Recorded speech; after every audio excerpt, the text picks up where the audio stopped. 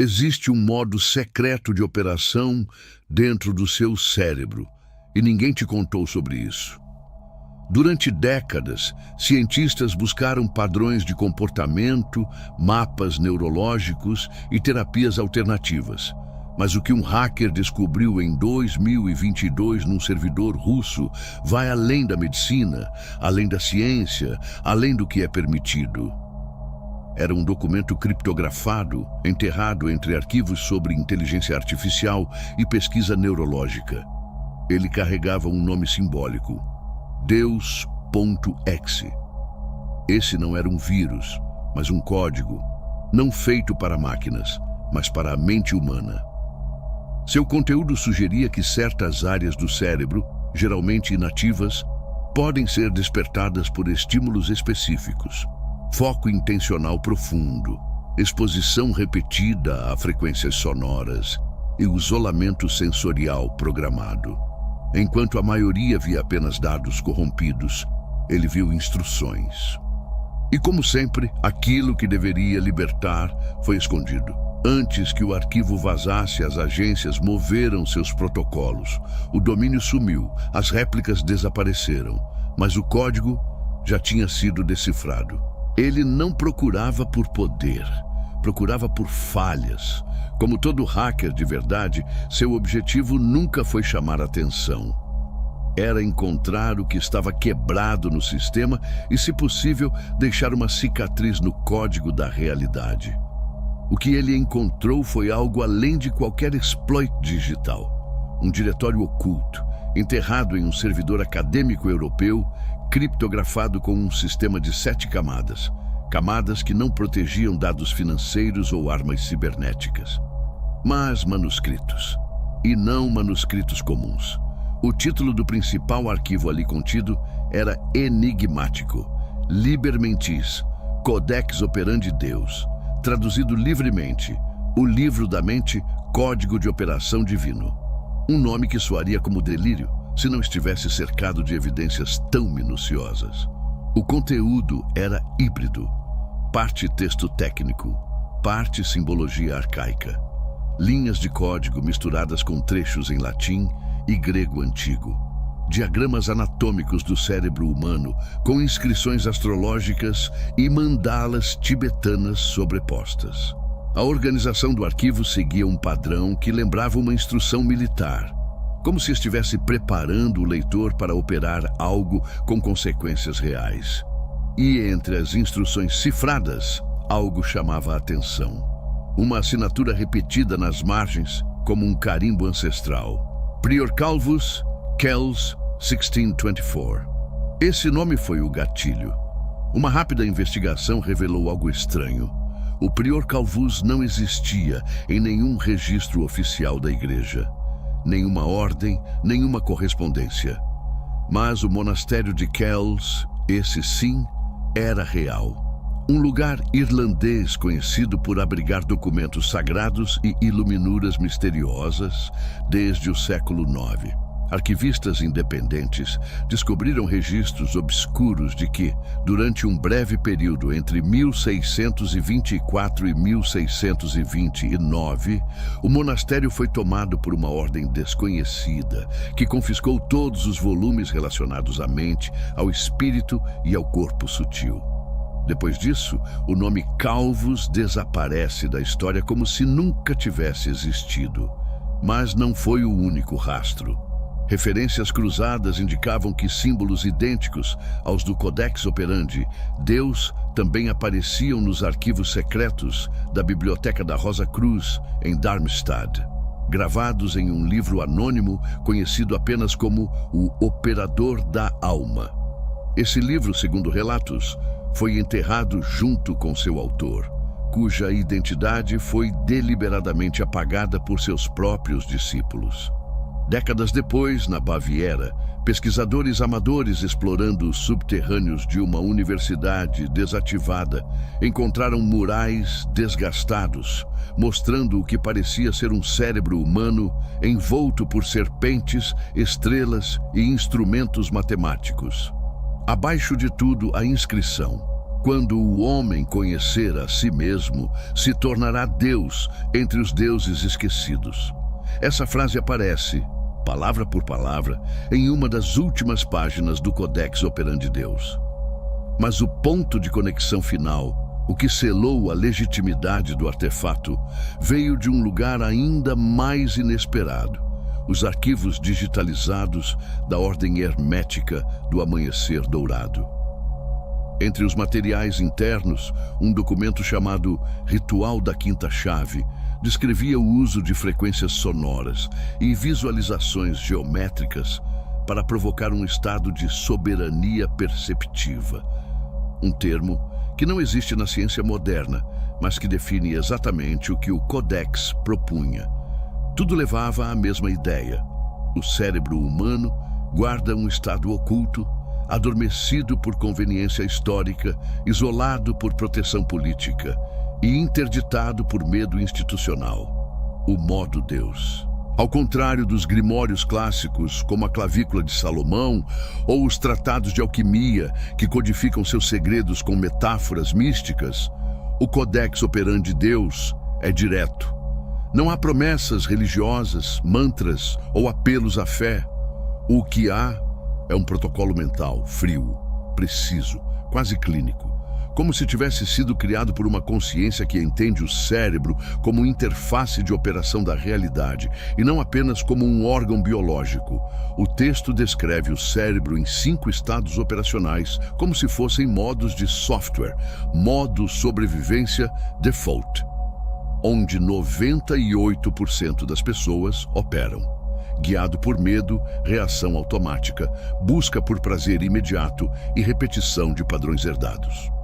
Modo analítico, estado de vigília lógica, capaz de planejar e avaliar, mas ainda preso à linguagem, tempo linear e crenças limitantes. Modo coerente, quando corpo, emoção e pensamento estão em sincronia. Neste estado, o campo eletromagnético do coração e do cérebro entra em harmonia, criando uma janela de acesso. Modo fóton, ativação das chamadas zonas silenciosas do cérebro, áreas que, segundo o Codex, são responsáveis pela interface com planos não locais de informação. Aqui começam os fenômenos de sinestesia, visões simbólicas e expansão de percepção. Modo Deus, o estágio final, um colapso da separação entre sujeito e objeto. A consciência assume o comando sobre o campo quântico. A realidade, como percebida, deixa de ser recebida e passa a ser moldada. Para atingir esse estado, o Codex descreve 3 camadas de operação que, juntas, formam a arquitetura do modo Deus. 1. Coherence Lock, bloqueio de coerência neural. Antes de qualquer coisa, é necessário silenciar o ruído. O cérebro moderno, diz o texto, opera em padrões desordenados, consumido por estímulos digitais, ansiedade e ruído emocional. O primeiro passo, portanto, é induzir coerência. Respiração em 4 tempos: inspirar, segurar, expirar, segurar. Foco cardíaco, visualização da pulsação expandindo em ondas concêntricas. Privação sensorial leve, ausência de estímulo visual e auditivo para recalibrar o córtex sensorial. Esse estado estabiliza as ondas cerebrais entre alfa e teta. O resultado é uma mente lúcida e emocionalmente neutra, como uma tela limpa. 2. Intent Mapping, mapeamento de intenção dirigida com a mente em coerência. Inicia-se o processo de impressão de uma intenção simbólica. Isso não é um desejo qualquer. É um comando condensado em forma de imagem, som ou geometria mental. Exemplos: um símbolo antigo com significado pessoal, um tom vibracional vocalizado internamente, uma palavra codificada carregada de carga emocional, veritas, lumen, sintagma. Esse comando funciona como um vetor, direciona a energia mental para um alvo. Segundo o Codex, esse foco cria o que ele chama de campo de dobramento, uma distorção temporária na percepção que permite que padrões da realidade comecem a se reorganizar. Terceira, Harmonic Bloom, explosão harmônica. A terceira camada é a mais sensível e a mais perigosa. Ela exige exposição controlada a frequências específicas, ERS 963 Hz, 528 Hz, ou padrões binaurais modulando ondas gama, mais de 40 Hz. O texto sugere que essas frequências ressonam com a estrutura vibracional do campo morfogenético humano. Nesse estado, o usuário pode experimentar sensação de atemporalidade, dissolução da identidade, captação de dados simbólicos, como imagens arquetípicas ou visões de geometrias em movimento, a sensação de estar lembrando informações que nunca aprendeu. O Codex alerta: esse estado não é um jogo. Ele modifica a relação entre o operador e a estrutura da realidade. Ele apaga o modo passivo e insere a consciência num espaço de operação ativa, onde cada pensamento, emoção ou hesitação se manifesta quase imediatamente. É como se a mente estivesse operando diretamente sobre a malha base do universo, uma matriz invisível de padrões dinâmicos que respondem à vibração dominante do indivíduo. No centro dessa matriz, diz o texto, está um ponto de convergência. Quando o operador se alinha com o código-fonte, o universo responde como espelho fiel e o mundo se torna extensão da mente. Se esse conhecimento estava tão bem estruturado, por que ele nunca chegou até você? A resposta não está apenas no esquecimento, mas na deliberada supressão. Durante o século XX, toda tentativa de demonstrar que a mente poderia alterar a realidade foi combatida com ferocidade por instituições que se autodeclaravam guardas da razão. O discurso oficial era simples: tudo isso é superstição, misticismo, delírio coletivo. Mas por trás das cortinas, os mesmos princípios eram testados com obsessão. Em 1972, a CIA iniciou oficialmente o projeto Stargate, um programa secreto com foco em visão remota, percepção extrasensorial e exploração de estados mentais alterados para espionagem. Documentos desclassificados décadas depois revelaram que milhares de dólares foram investidos em indivíduos com habilidades paranormais, inclusive monges, ocultistas e psíquicos.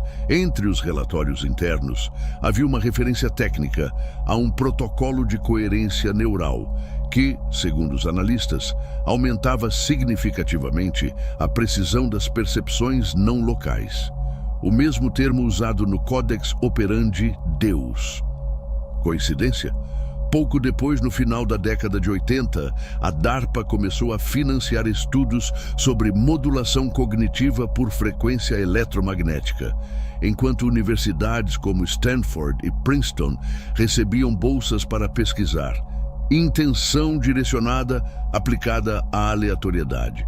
Uma forma sutil de dizer: testaram se o pensamento humano podia afetar máquinas. E os resultados eram desconfortáveis, porque não só podia, como afetava. Pequenas variações estatísticas apontavam para um efeito real, inexplicável e indesejável, porque colocava em xeque todo o modelo materialista da ciência moderna. Mas em vez de abrir as portas desse conhecimento para o público, o que aconteceu? Silenciamento. Pesquisadores tiveram suas carreiras destruídas, projetos foram descontinuados por falta de evidência, livros foram ridicularizados antes mesmo de serem lidos. E, ao mesmo tempo, essas mesmas técnicas ganhavam novas roupagens em outros setores. Publicidade, propaganda, guerra psicológica. Enquanto o público era treinado para rir de tudo que envolvia mente e realidade, empresas de marketing aprendiam a ativar gatilhos emocionais subconscientes em campanhas. Departamentos de guerra psicológica desenvolviam métodos para implantar ideias sem resistência lógica. E corporações do Vale do Silício investiam bilhões em neurociência aplicada à atenção e ao comportamento. O conhecimento foi ocultado não por ser falso, mas por ser valioso demais para ser compartilhado. E quando alguém tentava ressuscitá-lo, como fez Jacobo Greenberg, o neurocientista mexicano que provou a relação entre consciência e campo unificado, desaparecia misteriosamente sem deixar rastros. Greenberg sumiu em 1994. Até hoje, seu caso permanece sem solução. Agora imagine, se todos esses indícios estavam diante de nós, por que ainda chamam de loucura? Simples, porque uma população adormecida é previsível, mas uma população desperta é impossível de controlar.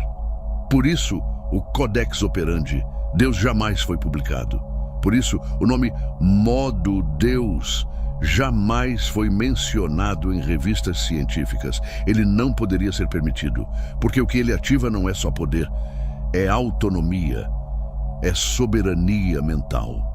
É a desprogramação da matrix cultural, científica e espiritual. E esse é o maior pecado que alguém pode cometer diante do sistema. Se esse protocolo mental existia, se o cérebro era realmente capaz de acessar uma camada operacional superior, por que você nunca ouviu falar disso? Simples. Porque o conhecimento mais perigoso é aquele que oferece autonomia. E a história da humanidade é, em grande parte, a história da supressão de qualquer tecnologia espiritual que entregue soberania ao indivíduo.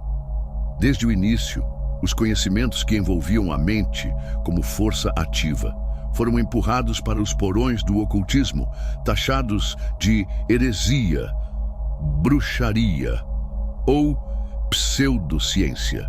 Não porque fossem falsos, mas porque eram reais demais para serem permitidos. O primeiro grande movimento de repressão ocorreu com o Concílio de Nicéia, 325 d.C., quando os evangelhos gnósticos, que ensinavam que o reino de Deus estava dentro de cada ser, foram banidos e substituídos por uma estrutura vertical de autoridade espiritual. A partir dali, a salvação deixava de ser um processo interno e se tornava uma mercadoria administrada por instituições. Séculos depois, durante a Inquisição, manuscritos que falavam de manipulação de energia, visualização criativa e projeção mental foram queimados. Os alquimistas que se aproximavam demais da ideia de que o homem podia transmutar sua realidade interna e externa eram silenciados. Mas o que nos interessa mais é o que aconteceu no século XX. Com o avanço da psicologia e da neurociência, começaram a surgir evidências de que estados alterados de consciência não eram delírios, mas modos operacionais legítimos da mente. Entre 1953 e 1973, assim operou o projeto MKUltra, com dezenas de subprojetos voltados para controle e expansão da mente. Enquanto o público acreditava que se tratava apenas de testes com LSD, documentos desclassificados revelam estudos sobre reprogramação de padrões de crença, indução de experiências místicas em ambientes controlados, ativação da glândula pineal com privação sensorial, PLAS, estímulo sonoro. Um subgrupo chamado Subproject 136 investigava fenômenos mentais espontâneos, onde indivíduos relatavam acessar estados onde o tempo se distorcia, informações eram acessadas sem fonte externa e eventos se manifestavam após intenção dirigida. O nome desse estado operacional? Modo D, abreviação de Divine Mode. O mesmo termo presente no Codex Operandi Deus. Coincidência? Difícil acreditar. Durante a Guerra Fria, tanto eu quanto o SS investiram pesado em parapsicologia militar. Mas a mídia classificou tudo como teorias da conspiração, enquanto as elites continuavam a testar silenciosamente as mesmas técnicas descritas nos textos antigos. E no mundo civil? A manipulação veio por outra via. As décadas seguintes viram o nascimento da Sociedade da Distração Crônica, TV, rádio, redes sociais, noticiários ininterruptos, uma sobrecarga contínua de dados irrelevantes que sabota a capacidade da mente de focar, silenciar e acessar estados superiores. A pineal, glândula-chave para transições de consciência, foi alvo indireto. Fluoretação da água, alimentação processada, luz artificial 24 horas por dia. Tudo isso contribui para manter o ser humano em modo sobrevivência, onde ele reage, consome, obedece e jamais opera. O conhecimento do modo Deus não foi esquecido por acidente. Ele foi enterrado por necessidade. A necessidade de manter você ignorante do seu potencial criador. E ainda assim, ele sobreviveu. Nos rabiscos dos manuscritos que escaparam da fogueira. Nas práticas de monges isolados que nunca deixaram a tradição se apagar. E mais recentemente, nos servidores vazados que foram acessados por mentes inquietas, esse conhecimento está voltando. Mas ele não será anunciado. Ele será reencontrado por quem estiver pronto. A verdadeira revolução nunca começa do lado de fora. Ela começa com um sussurro interno. A suspeita de que o mundo que te ensinaram a ver é só uma versão limitada daquilo que você pode criar. O Codex Operandi. Deus não é um texto religioso. Não exige fé, dogmas, santos ou deuses. Ele também não é um tratado acadêmico que exige diplomas ou credenciais.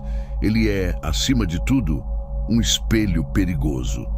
Porque quando você começa a aplicar o que ele propõe, você percebe algo impossível de esquecer.